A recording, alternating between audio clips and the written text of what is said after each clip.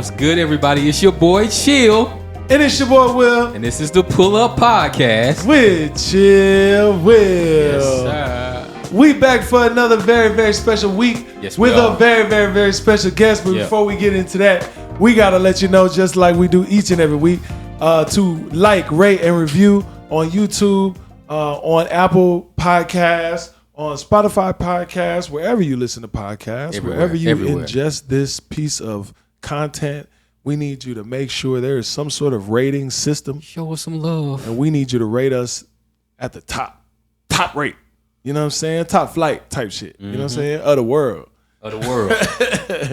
Hey, but you know what time it is? I'm in here with my boy Chill. Yes, sir. And Tedra is behind the mic. And we got a very, very, very, very, very, very, very, very, very, very, very, very, very,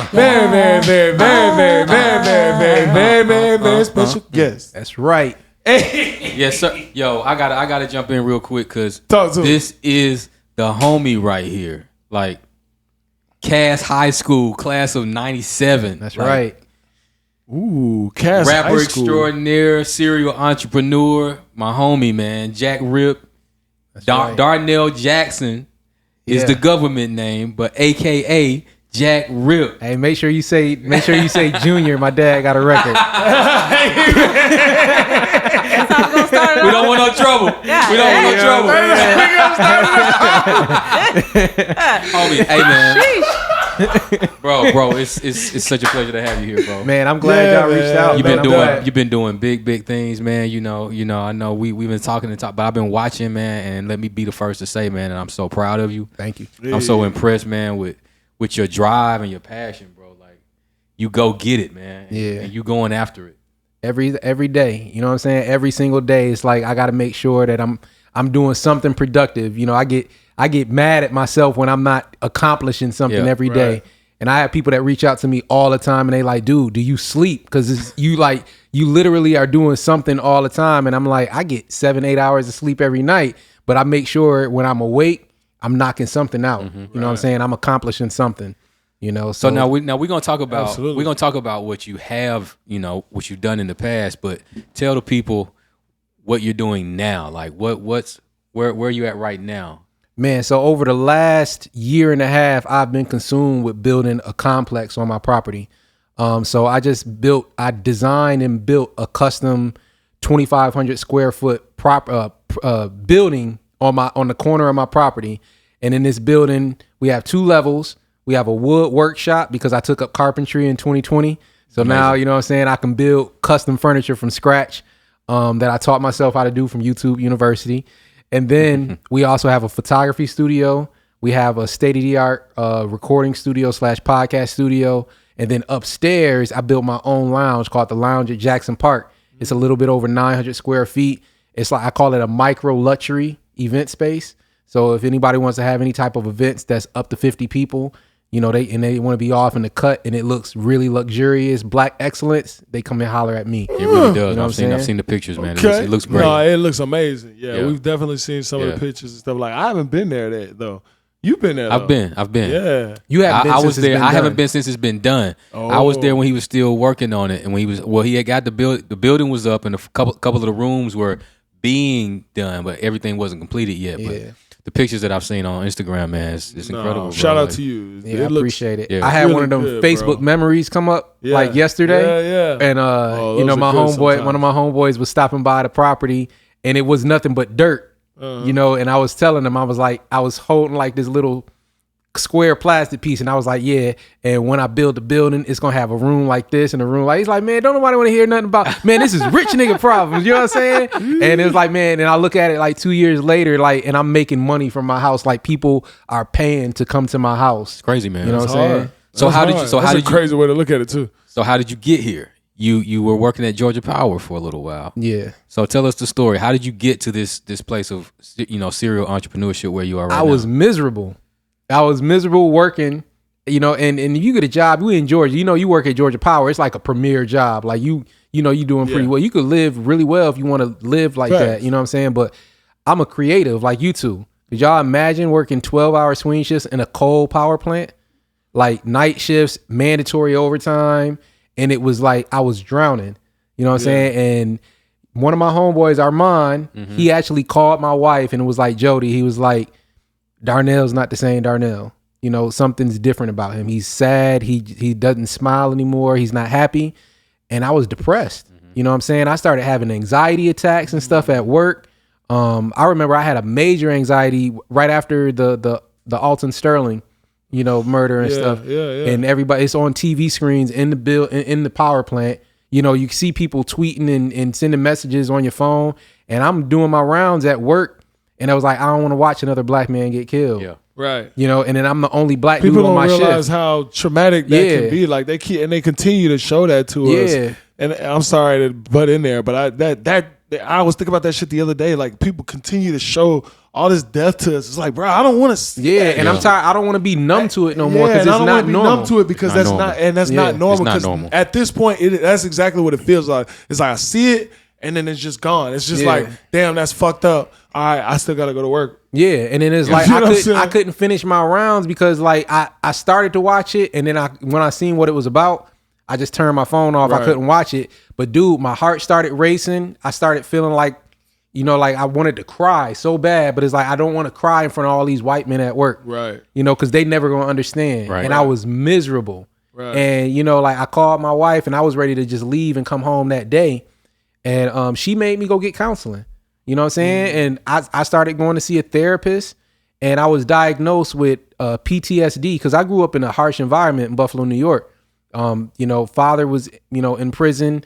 I've had multiple uncles and cousins get murdered in the drug game and stuff like that. People, you know, very close to me. Like my cousins, we grew up, we slept in the same beds together. You know what I'm saying? So it's like, you know, like cousins get murdered. Yes. Like I just had another cousin get murdered last month, shot in the head. So it's my fifth cousin that's passed away from murder in the last 12 years. And they in the drug game? They in the, like, or I mean, I don't know how much I ain't trying to get you to snitch on nobody. But I mean, but you know, they was in the streets. Yeah, they in you know, streets. And then some of them is just bystanders. My uncle was a bystander, got shot in the head. And then his son, Robert II, got shot 10 years later on the anniversary date. Sitting at the day, 10 years later. He was sitting in a bar. Somebody shot up the bar and he caught a stray bullet in the head 10 years to the day that my Uncle Robert got killed. Wow. You know, so man, like, so I got diagnosed with PTSD. I got diagnosed with clinical depression and anxiety. I didn't know what anxiety was. I heard about it, but I didn't know that that's what I was having. And, you know, like she told me that, you know, like I needed to break free because, you know, it was people hanging nooses on my equipment at work. You know, so you know, wait a minute. You got stuff like that happening in your workplace. Wow. So it kind of shut me off from wanting to open up and build those relationships. You know, I started going to work. Of course, yeah. You know, like you don't want to talk to nobody and you don't know who's hanging these nooses and stuff on your work. You know what I'm saying? Why would you? So, you know, like I was in a very low, dark place. And that was one of the reasons I quit music. You know, I quit music, you know, at the beginning of 2017.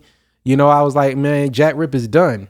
You know what I'm saying? Because I wasn't in a place where I could create anymore. You know what I'm saying? I was miserable. I was depressed. And so my therapist, she recommended that I take like a leave of absence. She was like, you need to figure out what you want to do because you're obviously in a hostile work environment and you can't survive, you know, if you're going to keep doing like this. Right. So that's when I took up woodworking. You know, I got a saw for my birthday. I started watching YouTube. And literally, I was obsessed with wood. Yeah, you know what I mean? Like, pause. You know?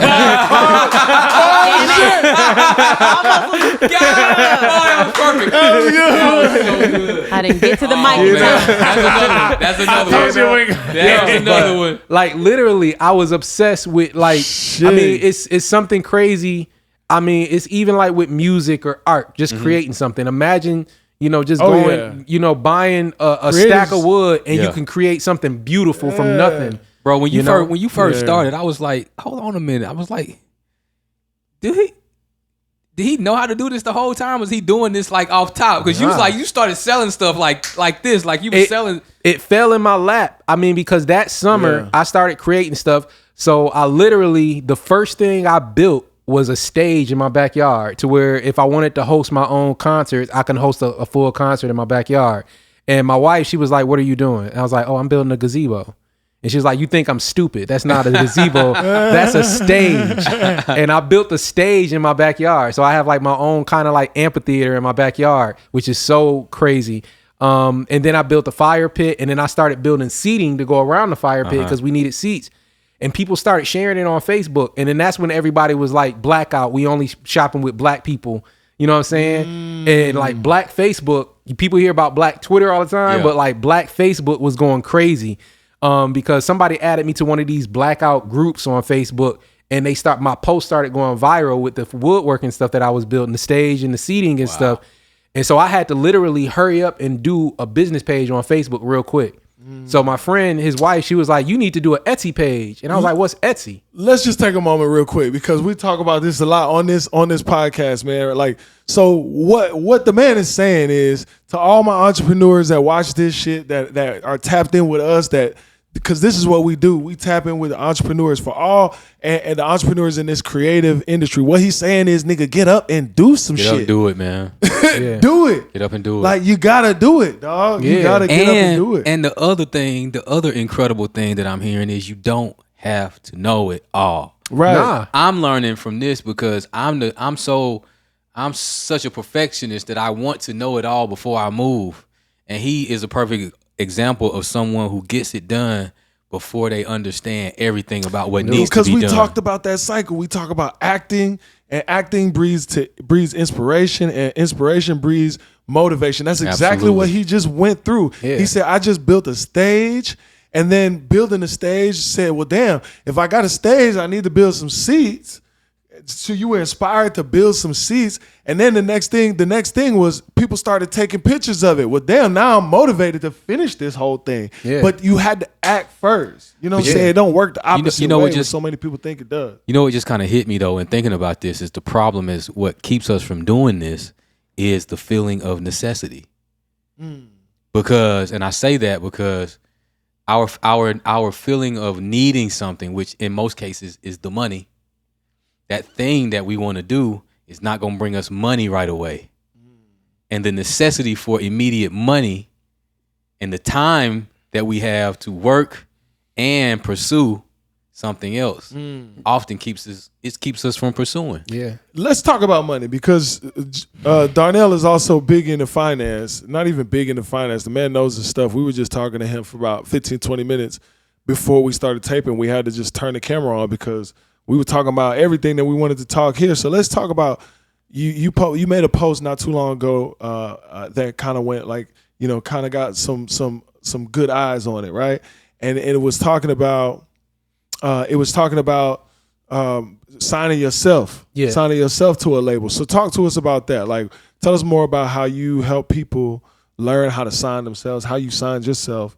How do you finance this as a creative to get your ideas out? And I mean, I'll tie it back into the stage too. Yeah. And so, I took that leave of absence and I started Jackson Park Creation. It kind of fell in my lap because the demand was crazy. And I was like, how can I make this sustainable and make this like a real business? We knocked out the website on Wix real quick, got the emails, started taking orders. People asked me to build stuff that I didn't even know that I knew how to build. Most of the stuff that I built was just one-off. Hey, can you do something like this? I think so. Yeah. I do it. And then it started making me search for other people who were in the entrepreneurship realm. And then in that search, because I didn't want to go back to Georgia Power after this leave of absence. In that search, I'm like, what can I do? So I started looking up other entrepreneurs like on Instagram, and I came across my mentor. And my mentor, what caught me was the financial education, because I went through bankruptcy and lost everything in 2011. And it was like, how, I teaching myself how to bounce back, but I wasn't doing it all the right ways and stuff. So now he was talking about leveraging credit and making money from credit cards. And that caught my interest. I was like, shoot, I got a lot of credit cards.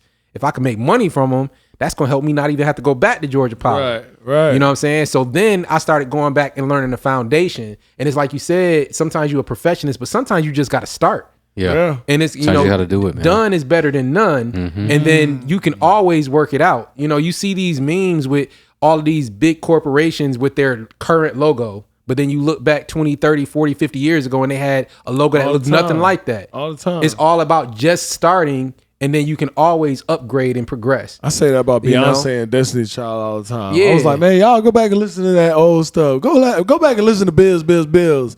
It sound all right.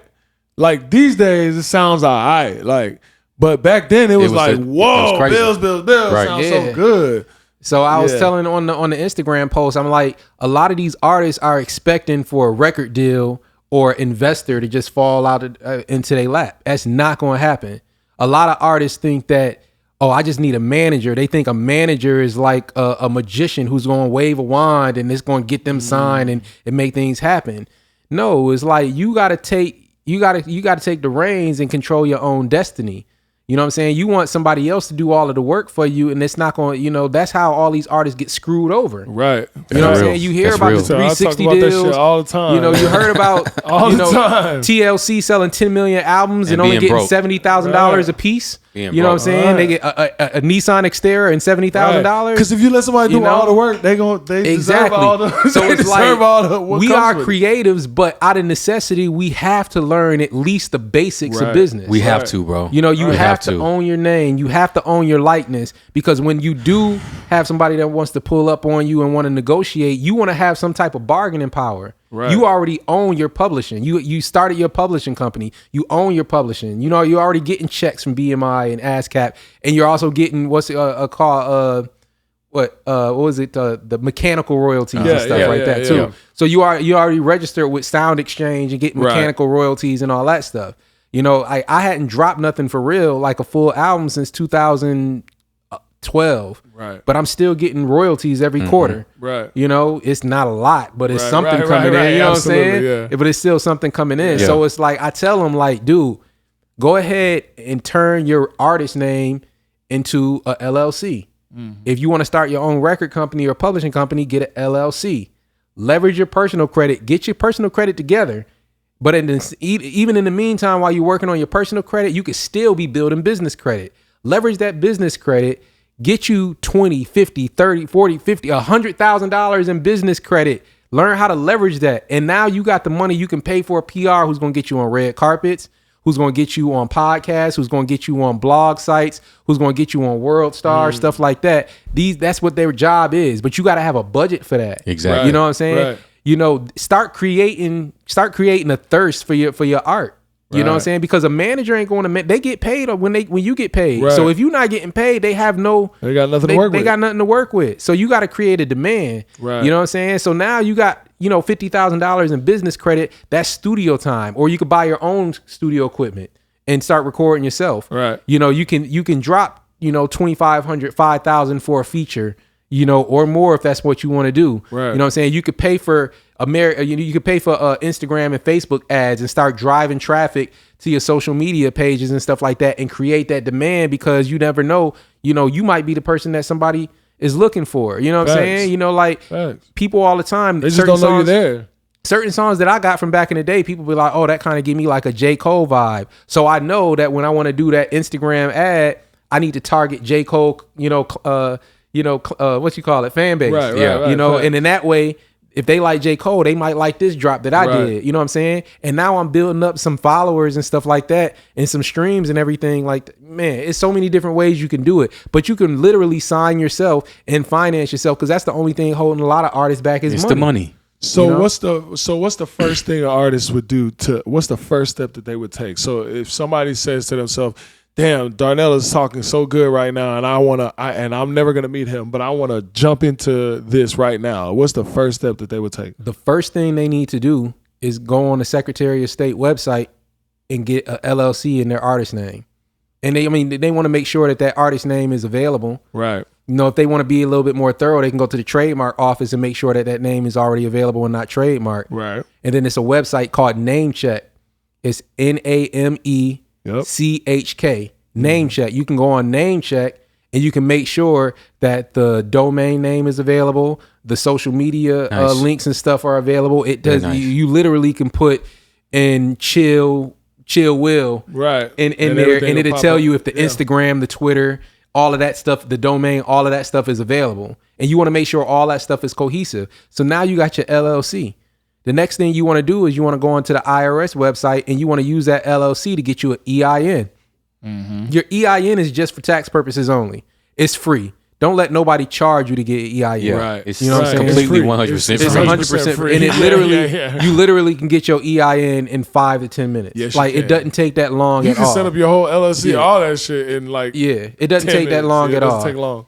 And then after that, you want to go to Duns and Bradstreet. Now this you were talking about earlier, and I had never heard of this. So you were talking about this. A lot of people, they confuse their EIN as being a way to build business credit, but the EIN is strictly for tax purposes. So the IRS and everything like that, don't confuse IRS with government, because they are a non-government agency. They just work hand in hand with the government. But the IRS is a private. Hope y'all getting these bars. Hope y'all getting these just bars. Just like the U.S. Treasury. You know what I'm just saying? Like US, that Federal Reserve is a private Reserve bank. is a private, But you want to go to Duns and Bradstreet. A lot of people call it the Duns number. But your Duns and Bradstreet is a number similar to your Social Security for your private side. Your Duns is for your business side. So is that the number? Yeah, that's the number you was telling me about with the band that we had. That I didn't know we had. Yeah, y'all got to register. Y'all got to register with Duns. And sometimes if you already set up a business and it's been going for some time, sometimes a Duns number will automatically get assigned to you a little bit later. But you want to make sure you know what your Duns and stuff number is. And then after that, now you've established yourself as a business entity. Now you can take that information and you can go to a bank and you set up a business checking account and a business savings account. Now if you got good personal credit already, you can leverage your personal credit immediately, and we call it PG, personal guarantor. So that way you become a personal guarantor and they pull your personal credit to give you a business credit card. So now that's when you PG it and you become you use your personal credit to leverage your business. You can get a business credit card and you can get a business line of credit. Now, what a lot of people don't know is you could say so when I say stated income, you could just tell the bank this is how much your business makes, and they won't ask for no verification. So what you can do is, a lot of banks you won't even know, you can ask for up to $50,000 in a business line of credit just by telling them you make this much every year. Wow. They're not going to ask for no question. They're not going to ask for no tax returns. They're not going to ask for no check stubs or anything like that. It's called stated income. So you can get up to $50,000 in a personal line of credit when you work with certain financial institutions. So what could you do if the bank gives you a personal credit card or a business credit card because you use your personal credit to leverage it, and they give you 10 or 20 or 37? Like for my case, they gave me $37,000 in a business credit card with 0% interest for 15 months. And they give you a $50,000 business line of credit. And the thing a lot of people don't know is about the business line of credit, they give you that business line of credit and you don't pay nothing on that business line of credit until you use a certain amount of money. So now we want to upgrade the pull up with CHILLW, right? Y'all got a $50,000 line of credit. We're going to tell the bank, hey, we need y'all to transfer $10,000 out of my business line of credit into our business checking account. Now they transfer that $10,000 into your business checking account, and now you can just go and pull that $10,000 out to go and upgrade the equipment, upgrade the ambiance, the feng shui, whatever y'all want to do. No doubt. You know what I'm saying? You upgrade it with that $10,000. You got a 30-day grace period with 0% where you're not paying no interest on that $10,000. And then you could just make regular monthly payments on that $10,000, and you're only getting charged interest on the $10,000, and you still got $40,000 left in your line of credit to use for something else. So now let's talk about. It's good info. That's incredible info. Good info. The problem is, and that's what I want to bring up next, is the miseducation of what credit is and how it can really be used, because so many of us are told that debt is bad. And I hear this all the time with different things that I listen to, how the wealthy use debt. But we despise it, and we have been taught to despise it. It's by design. Yeah. It's by design. If you look at all of the wealthiest people in the world, they use other people's money to get rich. Right. That's exactly what they do. Why would you want to drain your savings and your liquidity to go and make a purchase of a business or any type of things you need to do when Chase is giving you $37,000, 0% interest for 15 months? Why would I drain my savings account to go and buy some nice upgraded microphones when I could use my business credit card? So not only I'm building my relationship with them by using their money, I'm getting cash back rewards on that credit card, and I got 15 months to pay it all the way back with no interest. So why not? And this is what rich people in white generation, or white people have been doing for generations. Mm-hmm. You know, a lot of the black community is like, if you ain't got cash to buy it, don't buy it. Right. You know, we want to wait until we save up enough money to go ahead and get something. Why save with them? We could use other people's money to go and get what we need right now. And that's why most small businesses, especially minority businesses, fail, because we lack capital. Mm-hmm. And it's not just the capital, we lack the information, the education and stuff like that. That's really what you, that's you know, it right so, there. You know, we're ignorant to a lot of this stuff. So like, it's no way possible. The building that I built on my property, I probably have $130,000 to $140,000 into that, invested in that property. I bought my house 8 years ago for $185,000. So I literally built a complex on my property that is bigger than the house I'm living in next door to it. And I didn't take out a 30-year mortgage on it. You didn't take out a 30-year mortgage. That's incredible, bro. You know, that's incredible, not at all.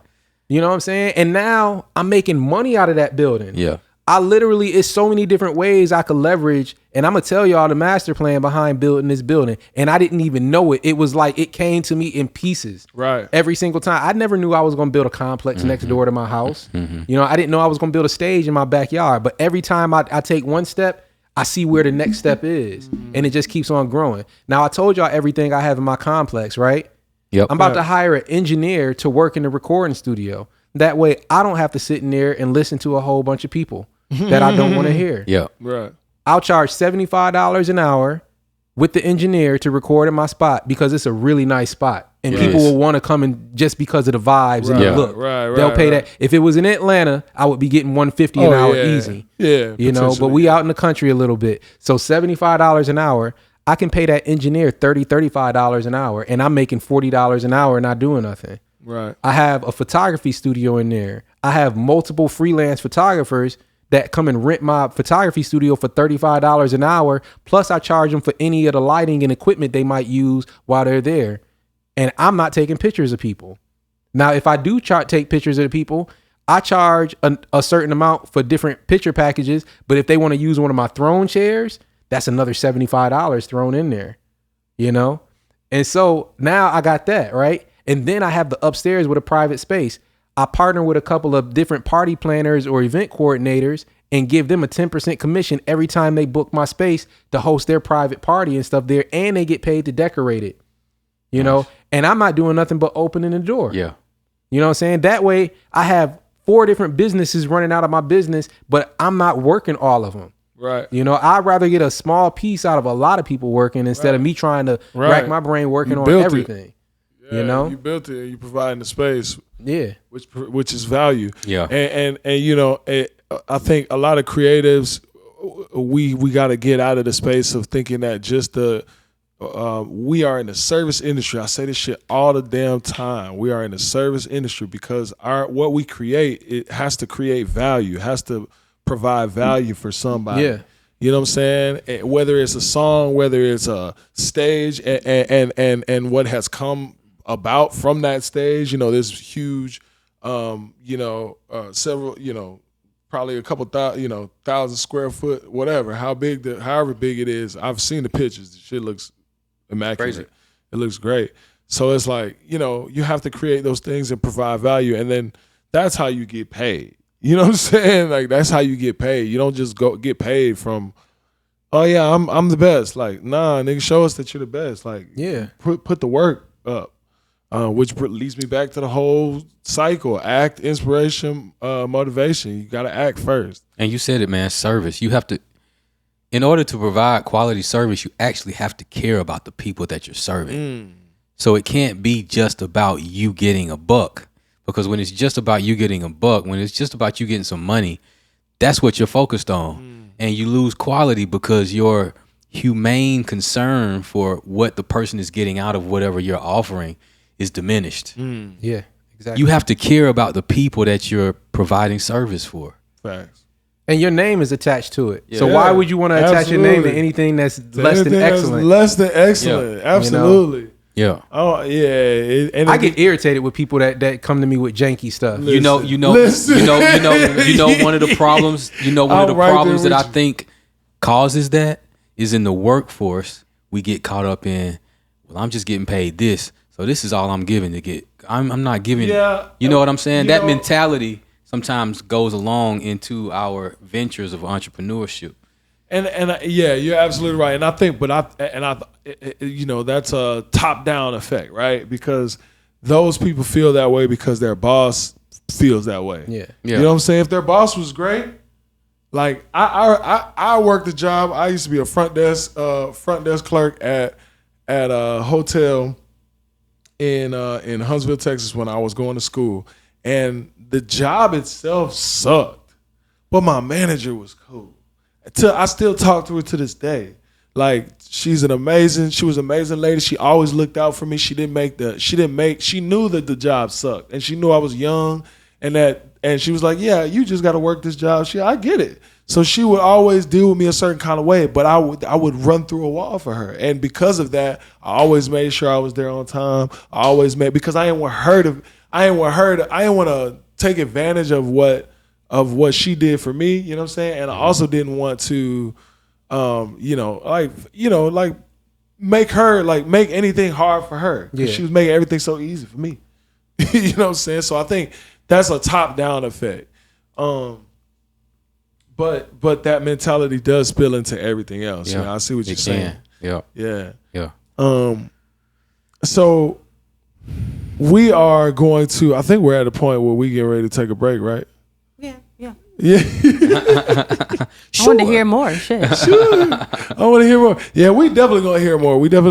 But we're going to take a quick break. We'll be right back. Yes, sir. And now it's time for Will's Word of the Day. Yeah. I love it. Another word of the day. What is it today? So today's word. So Darnell, we just do random words of the day, man. Right. I used to start this off with trying to make it be something that's like more related to the person, but it don't ever work. So I just started giving random words, and the point of giving a random word is just to give some sort of some tidbit of knowledge. Mm-hmm. You know what I'm saying? We got a lot of knowledge. Learn something new. We learned a lot of new stuff today, but we always want to teach a little something. So we give our words of the day. So today's word of the day, if I can get a drum roll, please. Desideratum. Did you say that right? What? I think so. Desideratum. Let's spell it. Desideratum. Desideratum, right? Mm-hmm. Yeah, it sounds like desideratum.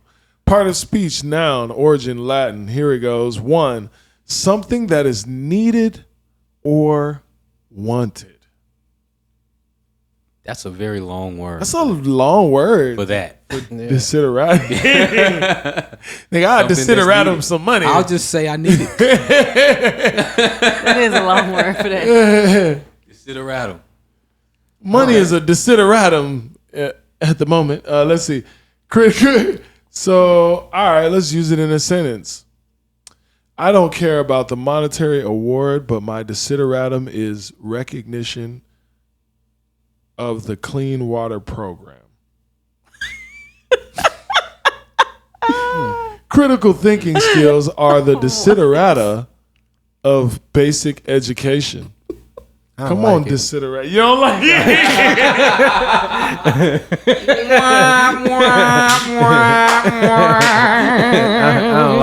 Sometimes, ladies and gentlemen, we hit. Sometimes, ladies and gentlemen, we miss. Today was a swing and a miss.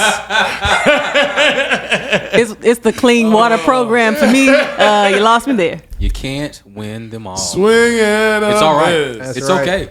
It's okay. Damn. Oh, what we got next? Miss Tedra. So, what are you singing in the shower these days? What am I singing in the shower? Singing in the shower. Yeah. Oh, man. So it's just basically, what are you listening to? Like, what is that thing you're listening to, right? Could be your own stuff. It could be, one of your homies' music. It could be anything. But, like, what's that thing? What's the music right now that you're singing, that you're listening to, that you're singing in the shower? Man, I've been up on what's his name? Tone Stith. I've been listening to his stuff real strong lately. I like him, and what's the other dude name? It's this other R&B cat that he had the song is out. He pushing right now called Sweet Release. Kevin Ross. Oh yeah. Okay. I play with Kevin. Kevin Ross and Tone Stiff is who I've been up on. Griselda, of course. I'm listening to Griselda because they the hometown Buffalo. Nice. So it's crazy. I'll go from Kevin Ross to listen to some Benny the Butcher. You know what I'm saying? I'm real diverse with it. Hey, there you go. That's love. I like that. I like that. I finally have something I'm listening to. Oh, to. shit. Word? Okay. Oh. You want to know what it is? Surprise. Splash. Hey. Water. These waves. Go get you caught up. Splash. Shout out to the homie. Yo, that's what, if y'all don't sleep, hey, man. Y'all sleeping out there. Don't sleep. I appreciate that, man. I really appreciate that, man. Hey, yeah, it's something that we cooked up together, man. Yes, sir. It's fire, dog. Yeah, but it's water. It's fire and it's water. It's fire, but it's water. You've been on a Captain Planet kick lately. So we had this idea. I ain't gonna tell you the whole idea, but remember when I was telling you about the idea that were you gonna see it when we post it? But I was telling you I was gonna perform that song in a space, and you was like, "Yo, we gotta find somebody with a sitar." Oh yeah, I found a sitar. Hey, you did. I did. It's gonna be hard. That's gonna be hard. I can't wait. That's gonna be hard. It's gonna be crazy. Hard. It's gonna be hard. It's coming up very soon, guys. I tell you, what's dope is I tell a lot of people like he was my first producer. Facts. Like literally when I moved down here from Buffalo, New York, I started rapping and they gave us the opportunity for me to perform at Field Day. So it was like the first rap performance in our high school's history. Yeah. Oh wow! And I went over his house and he produced the beats for me to perform and stuff like that. So I thought, you had you had like some old school equipment. I'm sitting on the bunk beds in the room watching him, but like, I want it to sound like this, and he was making it work with like some. Listen, I'm gonna tell you exactly relics. What I had. I had a D50 keyboard, Roland D50.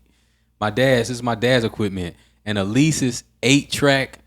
Like hardware recorder, because computers weren't out at that time. Pro Tools wasn't on your computer at that time. It was just in the studios. And I had a Roland JV 1080 module and a Dr. Boss drum machine. Yeah. And I would MIDI all this stuff together and come up with the beat. And when I got done with the beat, I had to take and plug an 1/8-inch cable into an aux to a tape player. Like a regular tape player, and I would record my tracks onto tape from my equipment. Yeah, the mix was horrible. The mix was horrible. The mix was so bad. But I was ripping them joints though. I was ripping them joints. You know what I'm saying? Because I was hence the name Jack Rip. Right. I was ripping them joints because we was going to record and tape world, and I was buying cassette tape singles with the instrumental on the back, so I could rap. That's hard. And that's how I learned how to rap was rapping over other people's cassette tape singles and stuff like that. Hard. On a karaoke machine, and I was making mixtapes on a karaoke machine. That's hard. And just so everybody knows, man, the hustle that he has is not. It didn't come like on the tail end of his situation and his story that he told earlier. He's been this guy ever since I've known him from high school. Like. I mean, he was riding around with advertisements on his car. The only dude that I knew in high school that was doing this, people paying him to put their advertisements on his car so he can ride around town. For real. But I mean, he's truly a serial entrepreneur. I had a job at the Tire Lube Center in Walmart. And remember, they used to have those walls with all of the CD players, the different Kenwoods and Sonys and JVCs. Right. And I literally be playing my CD and that CD wall all day, and when people walked by, I was selling them CDs while I was working with the blue Walmart vest on. That's hard. And I'm selling CDs like that. That's like hard. I got kicked out. Shit, I got kicked out of Greenbrier Mall, Town Center Mall, all of the Starbucks. I was getting chased out of Lennox. It's like, man, you got to get out there and get it. You make people want you. I love it. Yeah, man. I love that, man. Yeah. And now we have a segment called Fan Questions. Did you forget? No. Oddly enough, my first question was, How many hustles have you had? Ooh, there it is. That's a good one. Man, I started my clothing line. I started merchandising with the CDs and stuff back in like 2000, 2001. Man, I sold bootleg kicks. I sold all of the bootleg clothing. I sold the bootleg purses. I was so good at selling the bootleg purses, and that I actually was set up inside the courthouse downtown in my city. Wow. And they would take breaks. They wheeled me right through security in the courthouse where they had the big metal detectors, and they would let me sit in a judge's chambers and set up all the displays of my purses in his chambers, and the whole courthouse took breaks to come up there and shop with me. That's wow. Like my home, like I sold pretty much everything but dope.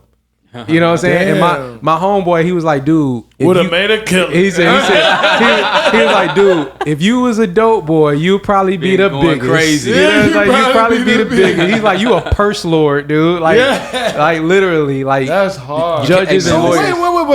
Wait. How you get in there though? Like that's the thing. Well, man, hold on, I made business cards. And I literally took my bootleg hustle to a whole nother level. I went and got an account with a credit card processing company. I had this big satellite credit card, wireless satellite credit card machine. And I went out to all of these high-end hair salons where all the rich white people and stuff went and got their hair done. And I'd wear a polo shirt, khaki pants, and be passing out my business cards. And if it had pictures of the purses on the back, and they would invite me every week to come and sell. Wow. And then it just led to where people was telling more and more people about me. And then I'd do purse parties at these rich white people houses. And they would literally invite all their friends and stuff over. They'd be having wine and champagne. I'd set up my displays with all of the purses and stuff in one of their big rooms. And they would shop with me. And whoever was the host, I gave them like a 10% credit. So they can get whatever they wanted. And then it just got to bigger and bigger, more high-end people. And the next thing you know, I'm setting up in the judges' chambers in the county courthouse. That's crazy. Damn. You got to tell them about Baby Mob, bro. Oh, man, I had a crew called the Baby Mob, right? Okay. So look, when I was growing up, my big cousin Larry, he was part of this gang called Baby Mob. And he had got into it with some of the older guys in the Baby Mob crew. And they beat him up real bad, put him in a hospital. You know, with my dad and his brothers, they was called the Jackson boys. You know what I'm saying? Like, they was Jacksons. It was 5 of them. They was a little bit rough. You know, their dad was in the streets and stuff. Man, they went and pretty much took Baby Mob out. So when I started rapping, I needed a group name. And I was like, well, shoot, my family took them out, rightfully so. I could take the name now. So, okay. So, you know what I'm saying? So we took the name Baby Mob. And, you know, we created a whole movement in Northwest Georgia. And when we came down to Atlanta to do shows, I'm talking about we would come down there 15, 20 plus deep, all of us rocking Baby Mob gear. You know what I'm saying? I had flags and we burned holes and burned, you know, fringed the edges of them flags. We had people waving flags. You know what I'm saying? Like we came down there like a army, you know what I'm saying? And I won so many different showcases that they stopped even letting me performance showcases, but they just wanted me to be like a feature performer. So I couldn't win the prize, but they wanted me to be the feature performer because people wanted to come out and see me rock. That's crazy. That's hard. I have one more question for you. You forgot to mention one of your hustles and you used to be a DJ, correct? I still DJ. You still DJ? I still DJ. CHJ Event Group. It's not DJ Jack Rip no more. It's CHJ Event Group, and we do weddings, and we do corporate events. And with CHJ Event Group, you know, we do really nice high-end events, and we also provide photo booth. We have the 360 photo booth, we have the social photo booth, and we also rent throne chairs and stuff out as well. So the CHJ Event Group is still good. I actually just did a wedding this past Sunday at Ventana's on the 14th and 15th floor downtown Atlanta. So we had like the Atlanta skyline as our backdrop. All right. So Will and I have done plenty of weddings, and we've seen some crazy things. Plenty of weddings. Name the craziest thing that you've seen at one of your events. White people know how to party, and I like doing white weddings. You know, and they do know how to party. They know how to party. They love their alcohol, and they can get crazy. So I did a wedding at the Palladium in Rome, Georgia. And the best man put the bride on a chair in the middle of the dance floor, and he stripped and gave her a chair dance. That was stripped down to his boxers. He had boxers and I think cowboy boots or something on. He's the best man. Yeah, he was the best man. They fucking. But yeah. I mean, he gave a lap dance, and after he finished the lap dance, the groom came out and he did a Michael Jackson impersonation. We turned all the lights off, and when the lights came back on, he was out there ready to do his beat it. Yo. Speaking of pause, can I tell you some crazy things can I just tell? I got another crazy one. I got one more, right? So me and my homeboy DJ Don Julio, we DJ in a backyard party in Adairsville, and they had more liquor than they had food. Wow. I'm talking about like the big bottles of liquor, This white girl coming. Me and Julio is the only people of color there. He's from New York, but his origin, is Salvadorian, El Salvador. So he's like New York Salvadorian. He got the New York accent and everything. And so me and him co-DJing back there. This white lady, white girl, she comes up and she's dancing in front of the DJ booth, and she's giving me that you know how they hold that drink, right? And they looking at you, right? And they kind of got. They trying to let you know what time it is. She got that. I've been drinking. And she giving me that sway, and then she comes around the DJ booth and she whispers in my ear and she says, "Meet me in the bathroom in 5 minutes." And Julio was like, "Yo," and I'm like, "Yo, I'm working. I'm trying to be professional and everything." And you know how they do when they, all that type of stuff. So, look, how you doing? Like, get your head off me. She had the fever for the flavor that night, right? Yo, so she walks back around the DJ table and she's dancing, holding her drink, and she's just like undressing me with her eyes, and she ready to do something, and literally falls flat on her face and is out cold. Oh shit!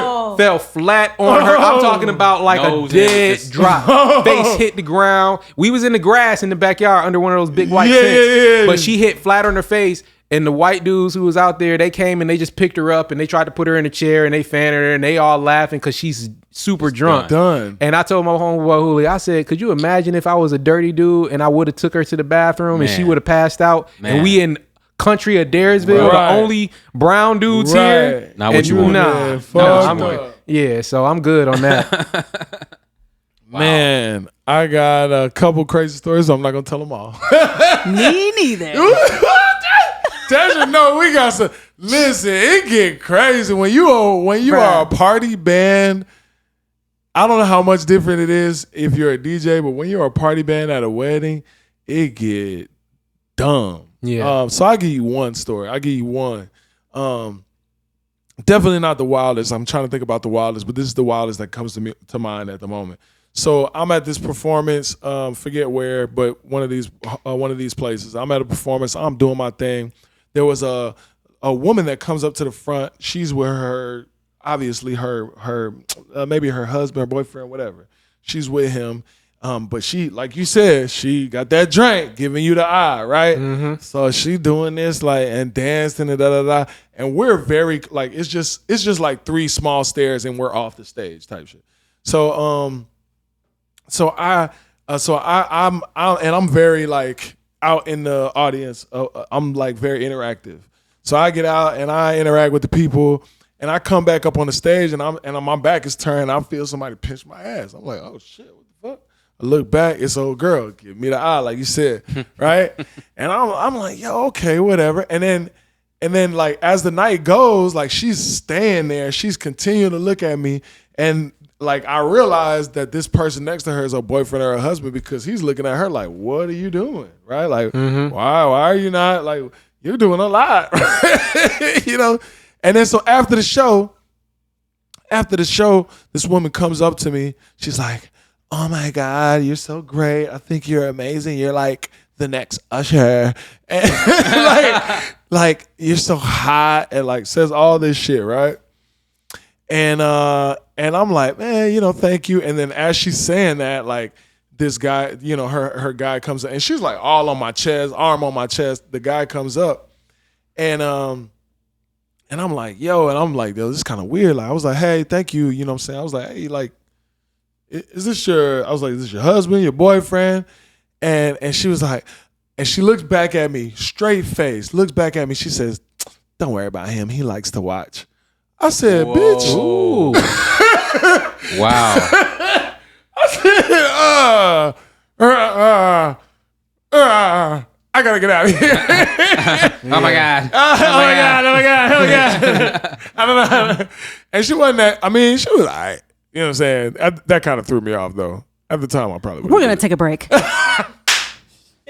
And now it's time for TLee's Teachable Moment. TLee's Teachable Moment. Why your face look like that? I want the people to see her face, man. We need another camera so we can like just point it towards her. No, I'm great. I'm good. No, we're going to make that happen. Nah. We're going to make that happen. Nah. Once again, today's entire conversation, man, it really ties into my teachable moment. If you're doing better, you still have to do better. What does that mean? It means that you never stop doing better. You don't get stuck at that place where that place of accomplishment that made you feel so good. Like, oh man, I accomplished this. I really did this. And now you think that because you did that, you start, looking down on other people or feeling like you've made it. And now you're getting comfortable and now you're getting stagnant. Nope. You got to keep going because there's always levels. No matter how high you go, it's just like a person that is a billionaire. Do they stop trying to make money? Do they stop trying to reach new heights? No, they keep going. And to people like us, once you reach billionaire status, until you get there, at least you're like, oh, well, this is. If I was a billionaire, I wouldn't be doing anything. Is what most people would say. Mm-hmm. But really, when you have passion behind what you're doing, better is still never good enough. So you got to keep going. Don't let accomplishment cause you to stagnate yourself. Yeah. I get that all the time, right? Because people will be like, dude, like what you're doing is not normal. But I never say, sometimes I don't take the time to sit back and look at everything I've done because I'm always looking for that next, next thing. Exactly. And then like people have to stop me and be like, man, look at what you did. This is not normal. Like, but when you're really after it, you don't see it because you're not looking. You're tunnel vision forward. Mm-hmm. So everybody has to tell you what you're leaving in your wake. Man, I'm really turning down from some of the things that I want to do for my wife's sake.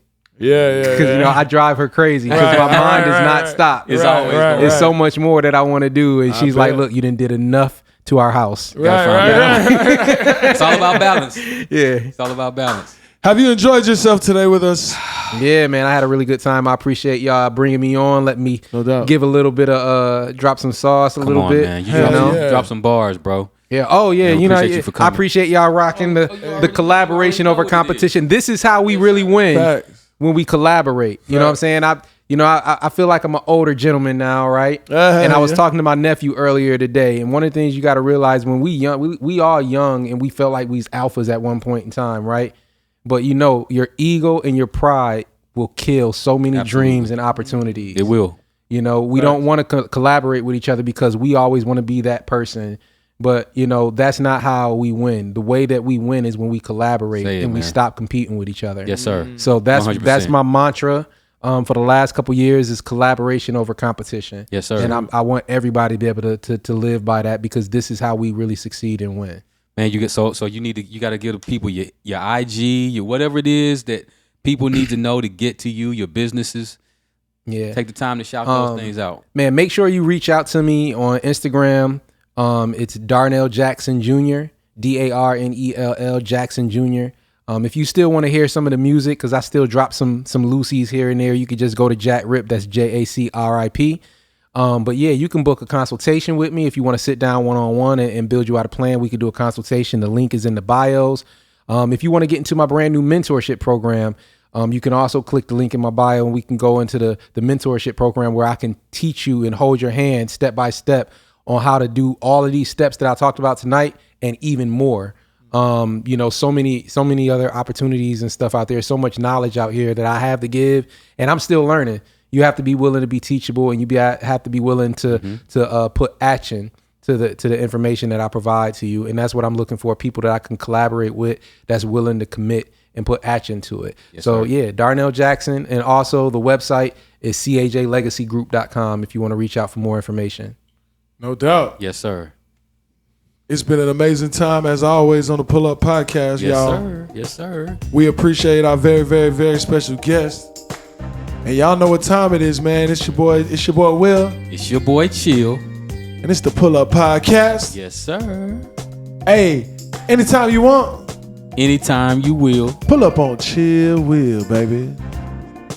It's all right. It's Phil. We'll try it again next week, y'all. Bye-bye.